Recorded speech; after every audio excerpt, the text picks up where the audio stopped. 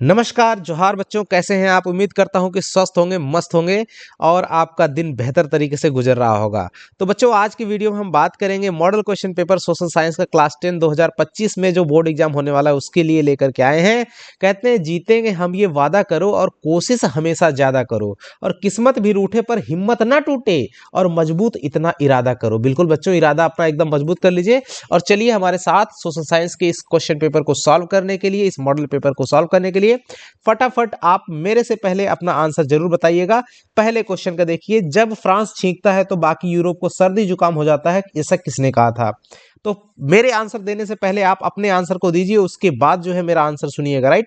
तो इसका सही आंसर है मैटरनिख। इसका पूरा नाम क्या है? ड्यूक मैटरनिख, जिनका पूरा नाम था। इन्होंने कहा था कि जब फ्रांस छींकता है तो बाकी यूरोप को सर्दी जुकाम हो जाता है। अगला क्वेश्चन है 1804, क्वेश्चन नंबर 2। 1804 की नागरिक संहिता को आमतौर पर किस नाम से जाना जाता था? संहिता का मतलब होता है कानून से, यानी कानून की किताब। तो उसको जाना जाता था, जो 1804 की नागरिक संहिता थी उसको हम नेपोलियन संहिता के नाम से जानते हैं। ऑप्शन नंबर बी बच्चों इसका करेक्ट रहेगा। आगे बढ़ते हैं। क्वेश्चन नंबर 3, बाबा रामचंद्र कौन थे? तो जो बाबा रामचंद्र थे एक क्रांतिकारी नेता थे जो 1920 के दशक में अवध में जो किसानों का विद्रोह हुआ था उसका उन्होंने उसकी उसकी लीडरशिप करी थी। तो हम इसमें कह सकते हैं कि वो एक क्रांतिकारी नेता थे। ऑप्शन सी इसको हम बेटर मान सकते हैं। आगे बढ़ते हैं क्वेश्चन नंबर 4 पे बच्चों। गांधी इरविन समझौता कब हुआ था? आपको पता होगा कि गांधी इरविन समझौता कब हुआ था। इसमें एक भी ऑप्शन सही नहीं है। सही आंसर, अगर इसको अप्रैल को मार्च अगर कर देते हैं तो ये आपका आंसर सही हो जाएगा, 5 मार्च 1931, राइट। तो सही आंसर इसको बना लीजिएगा, ये गलती है इसमें छपा हुआ। अगला क्वेश्चन 5 नंबर है बच्चों। बंकिम चंद्र चट्टोपाध्याय द्वारा जो वंदे मातरम की रचना की गई थी, ये गीत किस उपन्यास से लिया गया है? तो हमारे कई सारे बच्चों को पता ये होना चाहिए कि आनंद मठ से ये लिया गया है। अगले क्वेश्चन की तरफ अगर बढ़ते हैं। ब्रिटेन वुड्स सम्मेलन, जो कि एक संयुक्त राष्ट्र मौद्रिक एवं वित्तीय सम्मेलन था, ये कब हुआ था? राइट। तो ये कब हुआ था? 1944 में हुआ था। कब? 1944 में हुआ था, राइट, 1944 में। अगला क्वेश्चन है बच्चों, किस उद्योग में स्पेनिंग जेनी मशीन का इस्तेमाल शुरू हुआ? तो सूती कपड़े का जो उद्योग था, इसके निर्माण में, यानी कपड़े के सूती कपड़े के उद्योग में जो है इसका इस्तेमाल शुरू हुआ था, कपड़े के निर्माण में, राइट। अगला क्वेश्चन है, किस समाचार पत्र ने वर्नाक्यूलर प्रेस एक्ट से बचने के लिए रातों रात अपनी भाषा को बदल दिया था? राइट। तो वो सही आंसर क्या है? अमृत बाजार पत्रिका थी जिसने ऐसा किया था। आगे बढ़ते हैं क्वेश्चन 9 पे। होशे मेला का आयोजन कहाँ पर होता है? तो होशे मेला का आयोजन जो है त्रिनिदाद में होता है। त्रिनिदाद है कहाँ पे? तो ये आपका दक्षिण अमेरिका में स्थित एक देश है, त्रिनिदाद। अब अगला क्वेश्चन है, ये देखिए 10 नंबर का। भारत में केनाल कॉलोनी, केनाल का मतलब होता है नहर और कॉलोनी मतलब बस्ती, यानी नहर बस्ती जो है किस प्रांत में बनाई गई? तो ये बनाई गई थी पंजाब में। बच्चों हुआ क्या था, अंग्रेजों ने मतलब आधा रेगिस्तान, और यानी कि आधा रेगिस्तान और आधा मतलब जो जमीन जो है आधी रेगिस्तान है, शुष्क है, राइट, उनको उपजाऊ बनाने के लिए क्या किया गया था? नहरों का जाल बनाया गया या नहर बनाए गए। अब उनकी सिंचाई की देखरेख करने के लिए जो है कुछ लोग बसाए गए, उन्हीं को हम लोग कैनाल कॉलोनी उनका उनको नाम दिया गया उस जगह को, राइट, जो लोग बसाए गए जिस कॉलोनी में। अगला क्वेश्चन है, श्रीलंका स्वतंत्र राष्ट्र कब बना? श्रीलंका जो है स्वतंत्र राष्ट्र कब बना? तो ये बताइए। ये 1948 ईस्वी में बना था, लेकिन अगर डेट भी पूछ लेते हो 4 जनवरी 1948, तो सी ऑप्शन आपका करेक्ट हो जाएगा। अगला क्वेश्चन है 12 नंबर। यूरोपीय संघ का मुख्यालय कहाँ है? ये आपको पता होना चाहिए, ब्रुसेल्स में है। ये काफी इंपॉर्टेंट क्वेश्चन है, कई बार आया भी हुआ है। अच्छा, ब्रुसेल्स जो है किसी देश की राजधानी है, ये आप बता सकते हैं? तो सही आंसर है बेल्जियम की राजधानी है ब्रुसेल्स, राइट। आगे बढ़ते हैं। 13 नंबर क्वेश्चन है, संयुक्त राज्य अमेरिका में किस प्रकार की शासन प्रणाली है? तो बच्चों संघीय शासन प्रणाली है। यहाँ पे संसदीय लिखा हुआ है, ये वैसे संघीय होना चाहिए, तो सही ऑप्शन आपका ये हो जाएगा, राइट। कैसी है? संघीय शासन प्रणाली। क्वेश्चन नंबर 14 है, पंचायती राज को शक्तिशाली और प्रभावी बनाने के लिए संविधान में 73वां संशोधन कब किया गया? तो बच्चों ध्यान देना, जो 73वां संविधान संशोधन है उसको 1992 में पारित किया गया। ध्यान देना, संसद से इसको क्या किया गया था?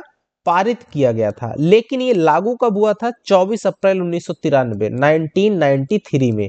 तो ध्यान देना, इसमें लागू है, कब संशोधन कब किया गया था तब इसमें वो तो है नहीं। 1992 में पारित किया गया था, वो वाली डेट दी हुई है। लागू हुआ था कब? 1993 में। कौन सी डेट है? 24 अप्रैल 1993 को लागू हुआ था और 1992 में ये संसद से पारित हुआ था। आगे बढ़ते हैं। 15 नंबर क्वेश्चन, सामाजिक भेदभाव किसके कारण उत्पन्न होता है? तो बच्चों जाति के कारण भी, भाषा भी और धर्म भी, सभी इसमें रिस्पॉन्सिबल है। तो सही आंसर हो जाएगा उपर्युक्त सभी। बढ़ते हैं अगले क्वेश्चन की तरफ। देखिए, राजनीतिक दलों के विषय में निम्नलिखित में से कौन सा कथन सही नहीं है? ध्यान देना, सही नहीं है। तो राजनीतिक दल चुनाव में भाग लेते हैं, बिल्कुल ठीक बात है। राजनीतिक दल जनमत निर्माण, ये भी सही बात है। राजनीतिक दल सरकार के नीतियों एवं कार्यक्रमों को जनता की समझ रखते हैं, ये भी सही बात है। राजनीतिक दल केवल अपने सदस्यों के हितों का, ये बिल्कुल गलत बात है। तो इसका मतलब हमारा सही ऑप्शन क्या हो जाएगा? डी वाला ही करेक्ट हो जाएगा बच्चों, क्योंकि पूछ रहा है कौन सा इसमें सही नहीं है। अब अगला देखिए, फेडेकोर जो होता है, ये देखिए फेडेकोर जो होता है, इसका संबंध क्या है? तो बच्चों ये इसका संबंध है पानी के निजीकरण के विरुद्ध जो है एक आंदोलन छिड़ा था। एक देश है बच्चों आपका बोलिविया, राइट। तो जो देश बोलाविया है, उसमें जो है सन 2000 में एक जो है पानी के निजीकरण का मतलब होता है जैसे पानी पे कोई किसी खास व्यक्ति का स्वामित्व हो जाए, या वो उसी के अंडर में रहे और बाकी लोग उसका यूज ना कर पाए। तो उसी के विरुद्ध ये आंदोलन चला था। और फेडिकोर एक जो है सामाजिक संस्था है, सामाजिक संगठन है, राइट। तो ये किससे संबंधित है? पानी के निजीकरण के विरुद्ध एक आंदोलन था, राइट। आगे बढ़ते हैं अगले क्वेश्चन की तरफ। Small is beautiful, sorry small नहीं है, इस्माइल है, लिखा हुआ है इस्माइल, लेकिन ये सही क्या रहेगा? इस्माइल, इस्माइल, इस्माइल इज ब्यूटीफुल, ये किसकी रचना है बच्चों? तो ये है आपका शुमशेर लिखा हुआ, ये गलत नाम लिखा हुआ है।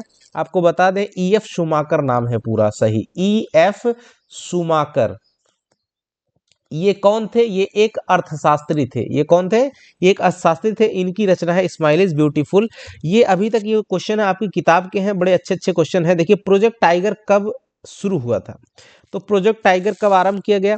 तो इसका सही आंसर है 1973। 1973 है, यस 1973। अच्छा, डेट अगर पूछ ले तो 1 अप्रैल 1973। आप इनको जो मैं बोल रहा हूं इन सबको लिखते भी रहिए। 20 नंबर क्वेश्चन, निम्न में से कौन जल दुर्लभता, मतलब जिनके कारण से जल की कमी हो रही है, कौन सा है?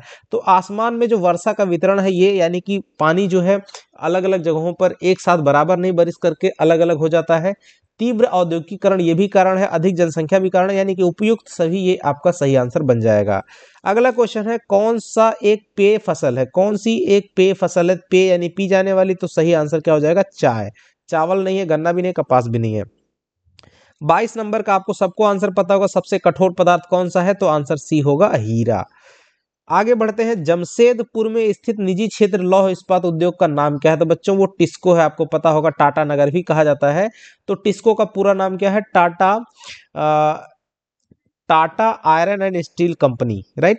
Tata iron and steel company. अगला क्वेश्चन नंबर 24 है, भारतीय रेल परिवहन को कितने क्षेत्रों में, यानी कितने जो जोन है उसमें बांटा गया है? तो अब देखिए, ये पुराना डाटा है, उसके हिसाब से लिखा हुआ है तो 16, लेकिन अभी मौजूदा में ये 18 जोन हो चुके हैं, राइट। ध्यान रखना। क्वेश्चन नंबर 25, भारत के चारों महानगरों को जोड़ने वाली सड़क को क्या कहते हैं? इस तरह से आपको चारों महानगर दिल्ली, मुंबई, चेन्नई और कोलकाता को जोड़ा गया है। इन चारों शहरों को जोड़ने वाली ये जो सड़क है, इस सड़क को बोलते हैं स्वर्णिम चतुर्भुज योजना, यानी स्वर्णिम चतुर्भुज बोला जाता है। ऑप्शन नंबर सी आपका सही हो जाएगा। आगे बढ़ते हैं। क्वेश्चन नंबर 26, कपास की फसल को कितने पाला रहित दिनों की आवश्यकता होती है? तो बच्चों 210 पाला रहित दिनों की आवश्यकता होती है, याद रखना। अब ये सोशल साइंस है तो लगभग चीजें याद रखनी पड़ेंगी। 27 नंबर क्वेश्चन, लोगों के लिए विकास का अर्थ किस प्रकार होता है? तो बच्चों समान नहीं होता है, भिन्न भी नहीं होता है, सामूहिक होता है, व्यक्तिगत भी नहीं होता है। तो क्या होता है? सामूहिक होना चाहिए, राइट। अगला क्वेश्चन है, यानी सबका विकास होगा तभी विकास होता है। 28, किसी देश की कुल आय को उसकी कुल जनसंख्या से भाग देने पे हमें क्या मिलता है? बच्चों हमें औसत आय भी मिलता है और प्रति व्यक्ति आय, ये दोनों एक ही नाम है, अर्थात ए और बी। या तो हम इसी चीज को हम प्रति व्यक्ति आय भी कहते हैं और इसी को औसत आय भी बोलते हैं। तो सही आंसर ए और बी दोनों हो जाएगा। 29 कृषि डेयरी खेती ये किस क्षेत्र में आते हैं, राइट। अर्थव्यवस्था के किस क्षेत्र के अंतर्गत आते हैं, तो बच्चों ये प्राथमिक क्षेत्र के अंतर्गत आते हैं। ये किसमें है, प्राथमिक क्षेत्र। कृषि जो है प्राथमिक क्षेत्र से। 30 नंबर, तृतीय क्षेत्र को डैश क्षेत्र के नाम से जाना जाता है, तो बच्चों ये सेवा क्षेत्र है, सर्विस सेक्टर है, राइट। अब द्वितीय क्षेत्र में औद्योगिक वाला उद्योग धंधे आते हैं, राइट, जिसमें मैन्युफैक्चरिंग होती है। तीसरा 31 है, बैंक जमा राशि के बड़े भाग का उपयोग किसके लिए बच्चों, तो ऋण देने के लिए करते हैं। जो बैंकों में बहुत बड़ी जमा राशि रहती है उसको जो है बैंक ऋण देने के रूप में करते हैं। विनिमय, विनिमय यानी एक्सचेंज जिसको कहते हैं, माध्यम किसे कहा जाता है, तो मुद्रा सबसे अच्छा विनिमय का माध्यम माना जाता है। अगला क्वेश्चन है 33 और लास्ट क्वेश्चन है कि विश्व व्यापार संगठन की स्थापना कब हुई थी। इसका सही आंसर आपको कमेंट बॉक्स में कमेंट करना है। इतना कमेंट करिए कि कमेंट बॉक्स भर जाना चाहिए बच्चों, ठीक है। मिलेंगे अगले वीडियो के साथ में, और इस वीडियो को लास्ट तक देखना ही चाहिए था आपको। फिलहाल अगर वीडियो पसंद आया हो तो लाइक कीजिएगा, चैनल पे नए हैं तो सब्सक्राइब कीजिएगा और अपने दोस्तों के साथ शेयर भी कीजिएगा, ठीक है बच्चों। मिलेंगे अगले वीडियो में, तब तक के लिए नमस्कार, जय हिंद बच्चों।